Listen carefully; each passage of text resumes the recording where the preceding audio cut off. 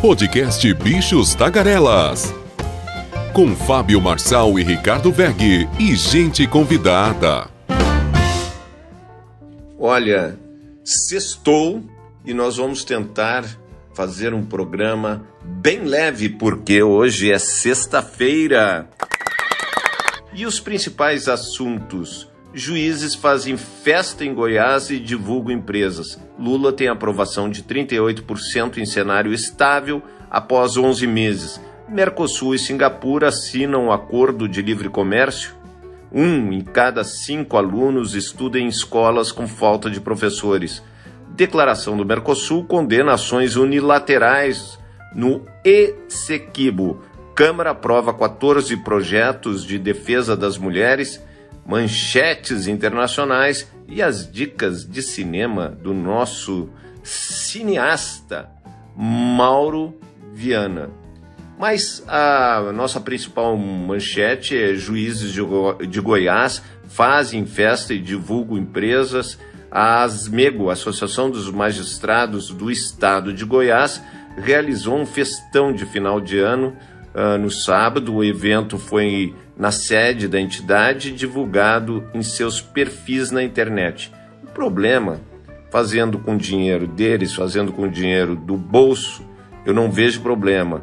Mas no local havia um painel com as marcas das 5 instituições privadas parceiras da associação: Cicobi, PicPay, Gavi Resorts, Unimed e Equatorial.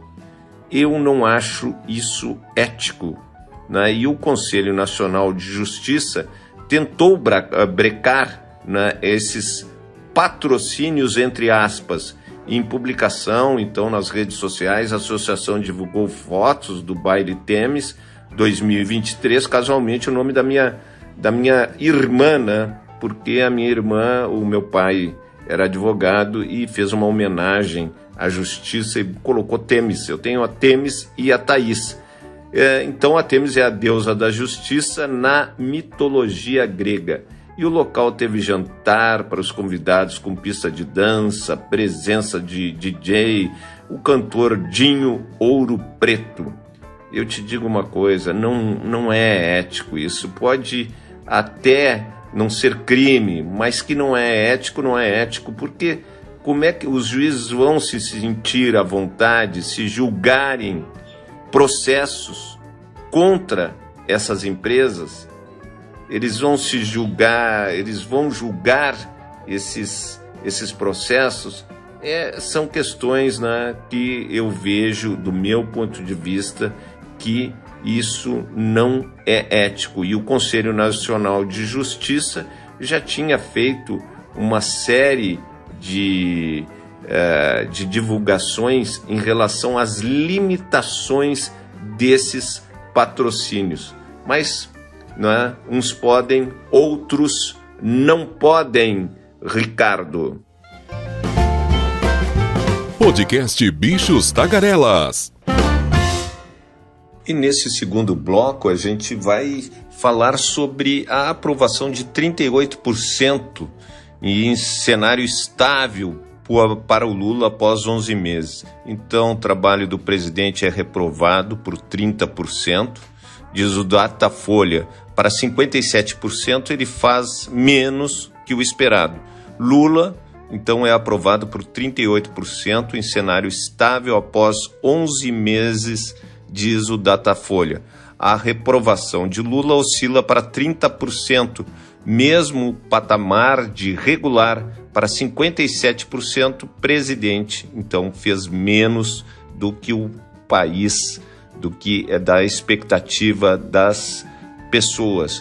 O perfil de aprovação do presidencial é bem homogêneo e mais bem avaliado, que foi onde o Lula ganhou as eleições, no Nordeste, 48%, num grupo que representa 26% da amostra. E entre quem tem menos escolaridade, 50%, nesses 28% dos ouvidos. Na mesma linha, sua reprovação sobe 39% entre os 22% com curso superior e 15% que moram aí no sul, né? Santa Catarina, Rio Grande do Sul e Paraná. O maior índice é visto de reprovação, né, entre os ricos. Isso aí a gente já sabia. Um grupo que se destaca é dos mais jovens, né, que forma 15% do eleitorado, no qual Lula atinge a maior taxa de avaliação regular, 40%, sinal de que a política tradicional pode ter apaziguado os ânimos após, né, os turbulentos anos do ex-presidente Bolsonaro e o golpismo, né, de 8 de janeiro. O Datafolha aferiu em março 51% dos eleitores dizendo isso. São 57% agora, já que eles acham que superou a expectativa. No cenário internacional, a aposta do presidente, né, do presidente Lula nessas questões da guerra da Ucrânia, na relação dos Estados Unidos, Europa, agenda ambiental e agora um pepino, né, que é a questão da disputa da Venezuela com a Guiana. Então, né, ficou estável e 40%, né, nessa pesquisa nunca confiam em declarações de Lula. Aqui mostra que continua as eleições ali, é meio a meio, né? O que mostra nessa pesquisa também que essa divisão, né? Essa divisão clara do Brasil. Por isso que o presidente necessita, né, de um apoio do Centrão para governar. O problema é que apoio do Centrão tem um preço, Ricardo. O nosso terceiro bloco vai falar de Mercosul e Singapura, que assinam um acordo de livre comércio. Mas é bom lembrar que eu estou esperando aqui as dicas de cinema do Maurício Viana e as manchetes internacionais, né?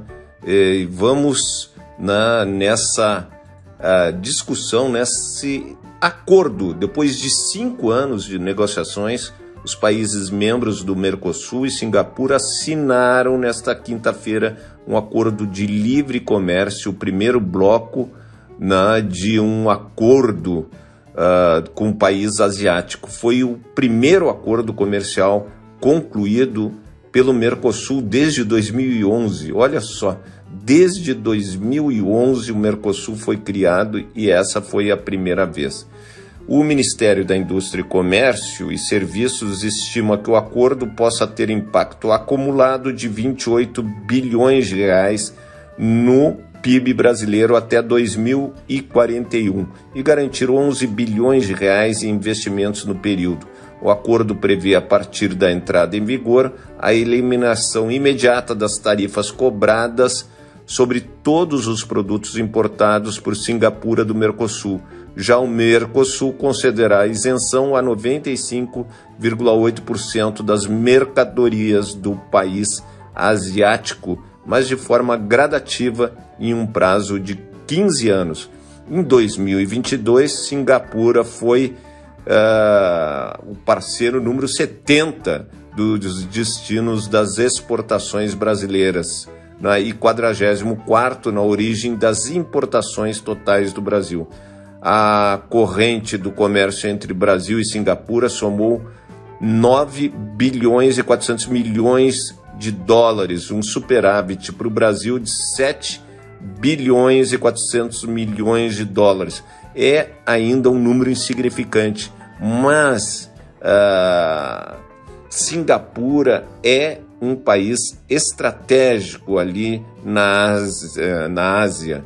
É o principal destino das exportações brasileiras de óleos combustíveis, 5º principal mercado da carne suína, 6º para vendas de ferro-gusa e ferros ligas, o 7º para óleos brutos de petróleo e o 8º para carne de aves. Então, se abre mais um mercado para o Brasil, Argentina, Uruguai, Mercosul e agora a Bolívia entrando, né, no Mercosul. Vamos ver, né, também a questão dos chips, né? A Singapura é um produtor, né, de chips, e isso vai alavancar aí a nossa indústria, principalmente a indústria automobilística.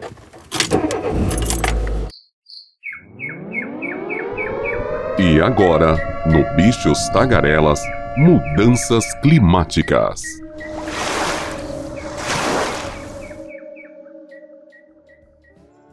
E hoje o hidrogeólogo Rodrigo Sato fala sobre o risco do iceberg gigante que está solto pelos mares.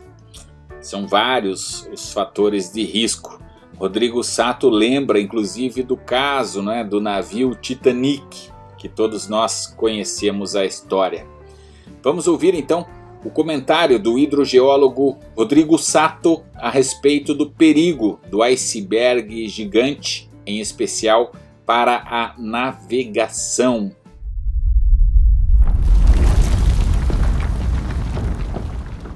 E com relação ao impacto desses super icebergs navegando pelo oceano, né? Com relação a isso, existem dois riscos que nós podemos elencar assim, principais. Um seria o próprio risco à navegação, né? Que é impossível você lembrar de um iceberg e não lembrar do caso Titanic, né? Que foi um navio que afundou por causa de um iceberg. Mas os navios modernos, eles têm sistemas de radar e navegação bem mais sofisticados. Eles conseguiriam ver um iceberg muito antes dele aparecer até na vista. Mas, diferentemente disso, tá, e até a região onde esses icebergs hoje estão localizados, ainda eles estão muito ao sul do mundo, né, muito a região austral. Então, não é uma área que tenha muita rota marítima. Então, esse risco do impacto, ele diminui por causa disso. Você não tem muita rota de navios nessa região, então diminui muito o risco.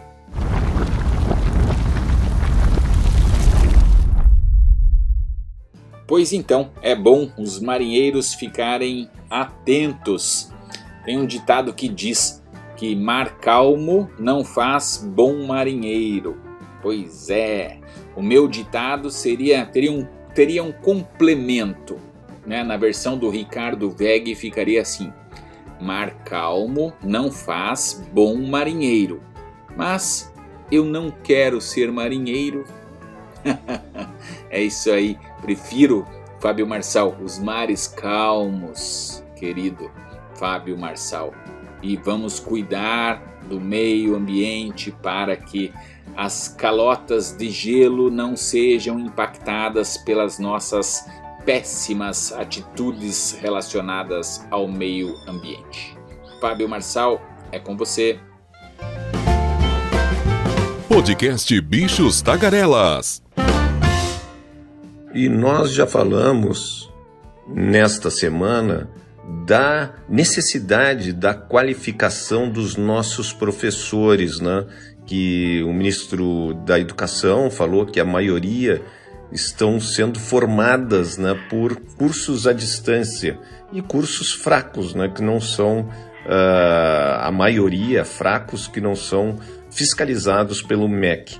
Mas 1 em cada 5 alunos brasileiros estuda em escolas que enfrentam falta de professores, diz os dados do PISA, né, que foi a entidade que nós falamos. Segundo o relatório da avaliação internacional, os dados mostram que globalmente escolas com déficits de docentes registram desempenho menor em matemática. As informações foram obtidas nos questionários do PISA. Os dados mostram que 22,3% dos alunos brasileiros estudam em unidades em que falta professores e que prejudicou, indiscutivelmente, esses alunos. Aponta ainda que 11,7% dos alunos foram prejudicados por ter aulas com docentes sem formação na área que lecionam. Em 2018, essas situações afetavam 17,6% e 11,3% dos estudantes brasileiros. O PISA avaliou 690 mil estudantes de 15 anos em 81 países e regiões do mundo. No Brasil, a prova foi aplicada em 10.798 alunos em 599 escolas. O relatório alertou para o aumento do déficit de professores em todo o mundo, não é apenas no Brasil. Entre os países membros da OCDE, 46,7% dos estudantes tiveram as atividades escolares prejudicadas pela falta de docentes. Então, qualificação e um número, né, existe aqui em Brasília um número de afastamentos gigantescos, né, de professores, né, professores que estão no INSS ou, de certa forma, afastados do trabalho. E à medida que o professor fica afastado do trabalho, eles põem um professor que não tem a qualificação dele, né? Tu não pode botar um professor de português substituindo um de matemática. Quem é o prejudicado na ponta? Sempre, né? O aluno. E daí os nossos índices internacionais ficam cada vez piores.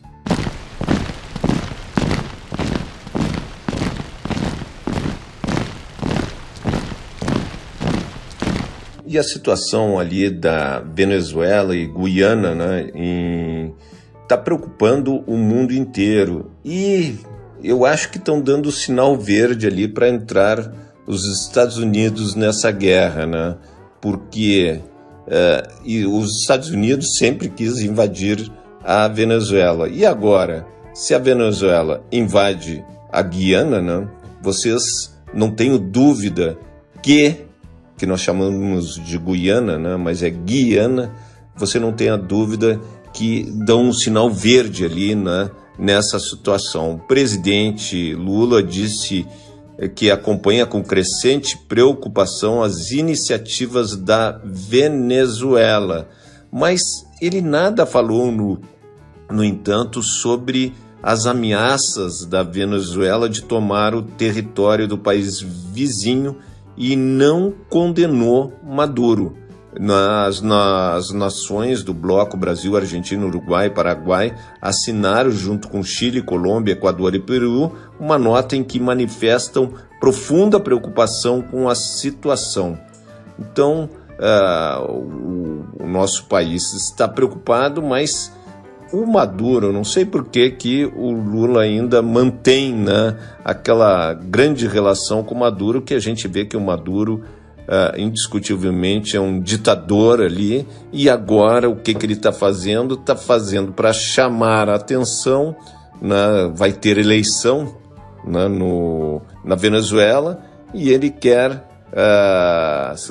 divulgar, se vencer as eleições, mostrando que é o herói nacional, né, que esse equívoco é da Venezuela, não é da Guiana, e nós vamos invadir.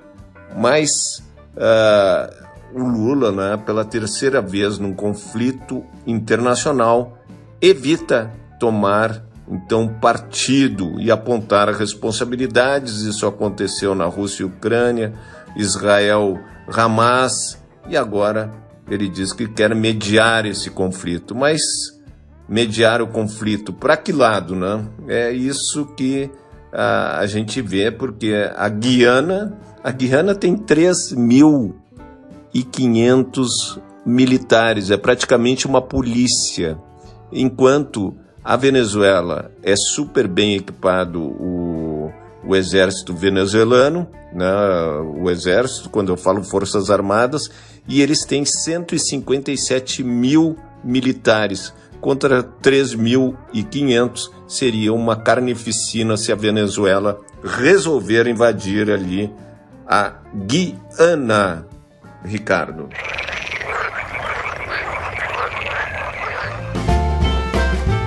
Podcast Bichos Tagarelas. E vai chegando o final dos trabalhos na Câmara dos Deputados. Semana que vem já deve fechar, né, as portas ali, Câmara e Senado Federal, apesar de para deixar entrar em recesso precisa ser votado o Orçamento Geral da União. Mas uma boa notícia é que a Câmara aprovou 14 projetos de defesa das mulheres. Nesse pacote inclui a criação do protocolo Não é Não para coibir intimidades e violências em bares, restaurantes e casas de shows. Isso aí aconteceu, você sabe, Daniel Alves está preso lá em Barcelona e lá existem protocolos, né, para proteger as mulheres. E no Brasil não existia. E outro é a criminalização da divulgação de montagem de fotos e vídeos íntimos sem autorização. O que aconteceu lá no Rio de Janeiro, alunos, né, de escola de classe média alta divulgaram, né, uma série de fotos e vídeos colocando o rosto das coleguinhas, né, das meninas de 15 anos em outros corpos, como se fossem elas. Então, só que não existe hoje uma criminalização. E agora foi aprovado na Câmara dos Deputados essa criminalização. Então, 14 projetos aprovados pela bancada feminina, né? E a gente tem que comemorar, Ricardo.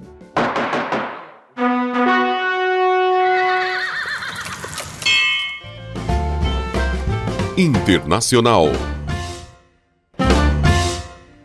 E os destaques no mundo? Washington Post: Ucrânia reprime fuga ao recrutamento enquanto luta para encontrar soldados. Wall Street Journal: Apple pretende fabricar 25% dos iPhones no mundo na Índia. Clarim: Milei define novo valor do dólar e corte acentuado nos gastos públicos.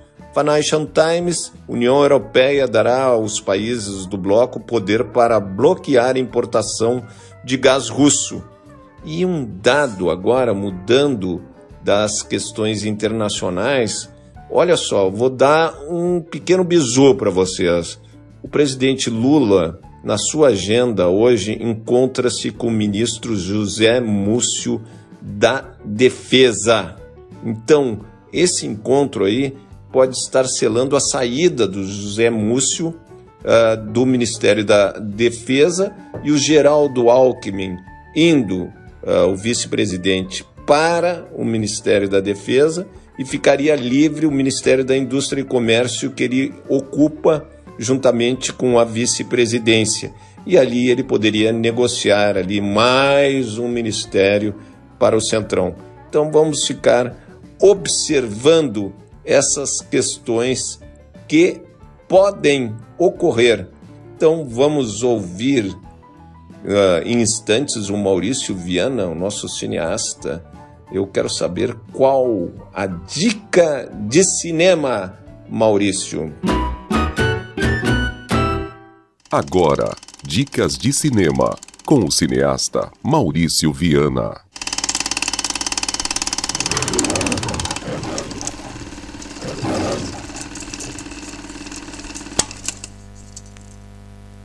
Olá, vamos hoje começar com a indicação, né, de um filme muito interessante, dirigido por um diretor iraniano chamado Abbas Kiarostami.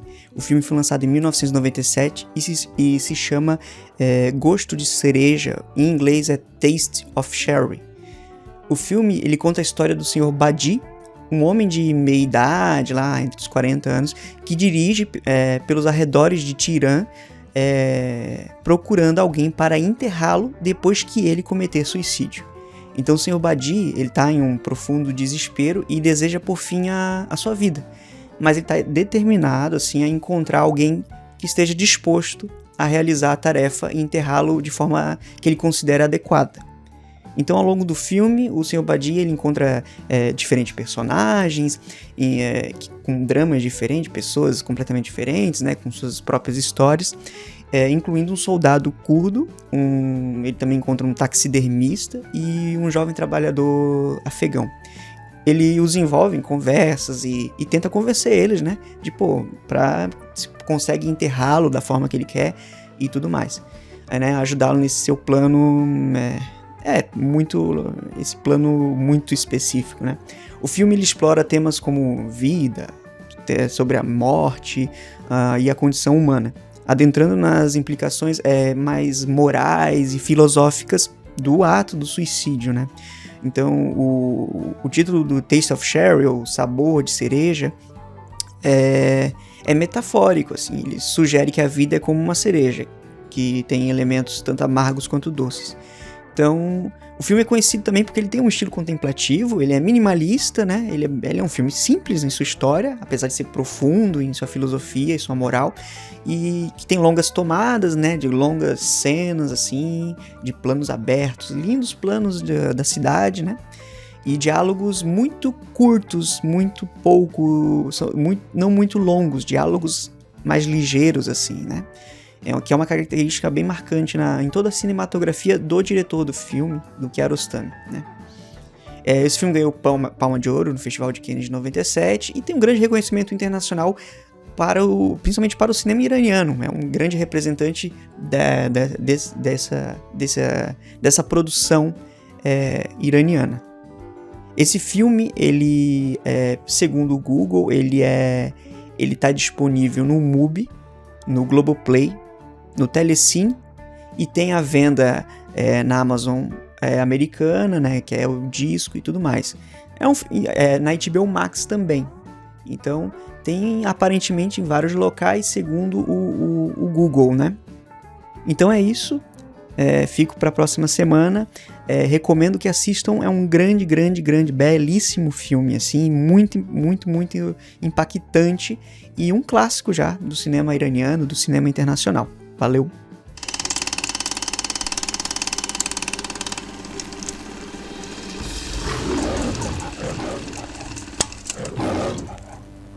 É isso aí, hoje, sexta-feira, dia 8 de dezembro de 2023. Você ouviu Bichos Tagarelas, o seu podcast em língua portuguesa com as principais notícias sobre o Brasil. Na próxima segunda-feira tem mais Bichos Tagarelas. Excelente final de semana. Até lá.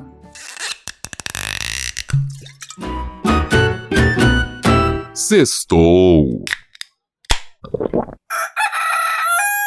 Você ouviu o podcast Bichos Tagarelas com Fábio Marçal, Ricardo Veg e gente convidada.